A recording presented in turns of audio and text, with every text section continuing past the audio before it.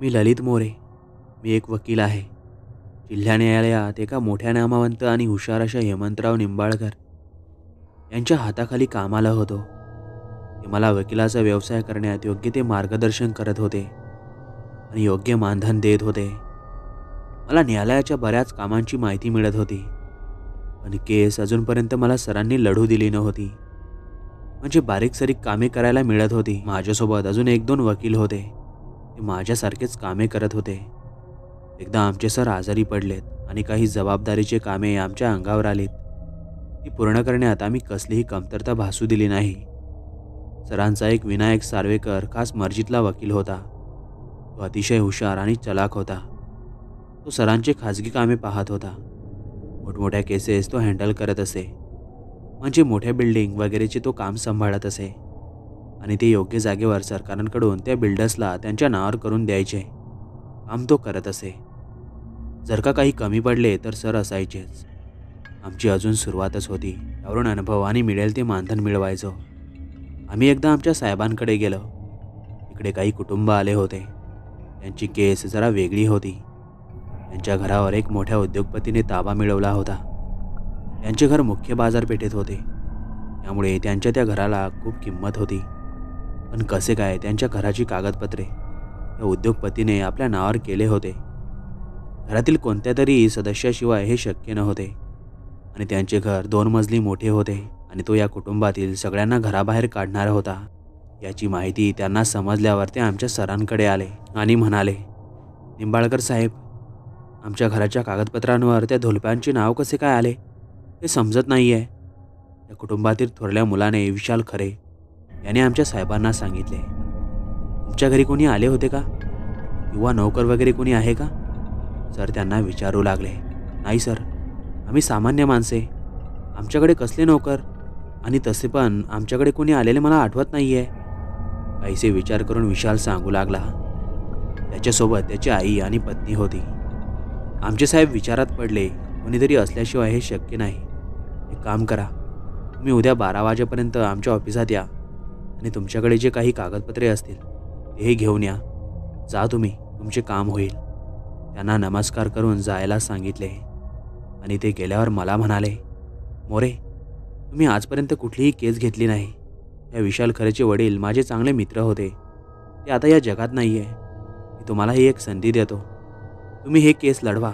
आणि दुसरे असे की आपले विनायक हे बाहेरगावी गेले आहे. 1 महिना तरी येणार नाहीत. त्यांना मी बाहेरच्या काही खाजगी केसेससाठी पाठवले आहे. तू हे केस व्यवस्थित हँडल कर आणि त्या कुटुंबाला योग्य न्याय मिळवून दे. काही वेळा आम्ही बोलत बसलो. ते मला माझी पहिली केस कशी लढवायची हे समजून सांगत होते. आता रात्रीचे 9 वाजत आले होते. मी घरी जात होतो. इतक्यात मला लांबून कोणीतरी एका खांब्याखाली ओळखीचे माझ्याकडे पाहत असताना दिसले. ते माझ्याकडे एकसारखे पाहत असताना दिसले.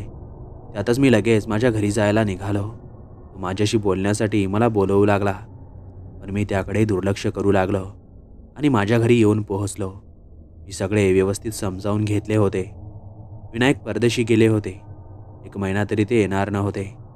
मी हे संधी गमावणार नव्हतो. दुसऱ्या दिवशी मी आमच्या ऑफिसात आलो. तिकडे साहेब अजून आले नव्हते. मी रात्रीच्या त्या व्यक्तीला आठवू लागलो. कोण असेल ती व्यक्ती? मला त्याबद्दल विचार आला. 12 वाजता ते कुटुंब पुन्हा आले आणि त्यांनी काही फाईल्स आणल्या होत्या. त्यात त्यांचे घराचे कागदपत्रे होती, पण हे काहीच वेगळे होते. यात त्या घराच्या मुख्य सदस्यांचे म्हणजे त्या विशालच्या वडिलांची त्यांच्या संमतीने त्या उद्योगपतीच्या नावावर घर केले होते. ते पाहून आम्ही सगळे चकित झालो होतो. घरातल्या कोणीतरी यात आल्याशिवाय हे शक्य नव्हते. एव्हाना आमचे साहेब आले होते. मी त्यांच्याकडे ही फाईल घेऊन गेलो आणि त्यांना पुढं काय करायचे या उत्तराची वाट पाहू लागलो. मी ती केस घेतली आणि त्याचा अभ्यास करू लागलो. त्या दिवशी साहेबांनी मला ती संधी देऊन माझ्या आयुष्याचे कल्याण केले. मी न्यायालयात जाऊन केसची तारीख घेतली आणि त्या तारखेला मी न्यायालयात आलो. ते सगळे कुटुंबातील आले होते. आम्हाला अजून अवकाश होता. मी आमच्या साहेबांच्या पाया पडलो. ते ऑफिसात होते आणि त्या कुटुंबाला घेऊन ते न्यायालयाकडे गेले. मला लांबूनच एक व्यक्ती पुन्हा दिसली. ती एका बाजूला उभी होती. आमची नजरानजर झाली. तेव्हा ती आमच्याकडे येऊ लागली. मग मी जाण्यासाठी घाई करू लागलो, पण मी पुन्हा पाहिले तर मला मागे कोणीच दिसले नाही. मी पुन्हा विचारात पडलो. कोण असेल ती व्यक्ती? आमची केस चालू झाली. मी माझ्या परीने खूप प्रयत्न करत होतो, पण सगळे साक्षी पुरावे या कुटुंबाच्या विरोधात होते आणि तो उद्योगपती मागे बसून सगळे पाहत होता. मला खूप भीती वाटू लागली. ही माझी पहिलीच केस होती. खूप वेळ केस चालली आणि आम्हाला पुढची तारीख मिळाली. म्हणजे ती तारीख मी मागून घेतली. मी ऑफिसात जाऊन साहेबांना सांगितले. तेही विचार करू लागले. मी थोडा अस्वस्थ होतो आणि मी तसाच घरी आलो. मी दारच उघडत होतो तर माझ्या पाठीवर थाप पडली. मी मागे वळून पाहिले तर माझ्या छातीत धडधडायला लागले. तो तोच होता. अरे, इतका का घाबरतो?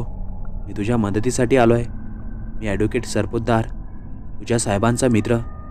सध्या तो माझ्याशी बोलत नाही आहे, कारण एका केसमुळे आमच्यात मतभेद झालेत. पण मी त्याच्याशी खूप बोलण्याचा प्रयत्न करत असतो, पण तो नाही बोलत. बरे, मी तुझ्या मदतीसाठी आलो आहे. मी विचारात पडलो. हे एकदम माझ्याशी असे कसे काय बोलत आहेत? मी त्यांना आत बोलवले आणि दार आतून लावून घेतले. या आत तुम्ही. आणि मग कशी मदत करणार तुम्ही मला? ते आल्यावर आम्ही केसविषयी बोलू लागलो. आता रात्रीचे 11 वाजले होते. मला केव्हा झोप लागली हे समजलेच नाही.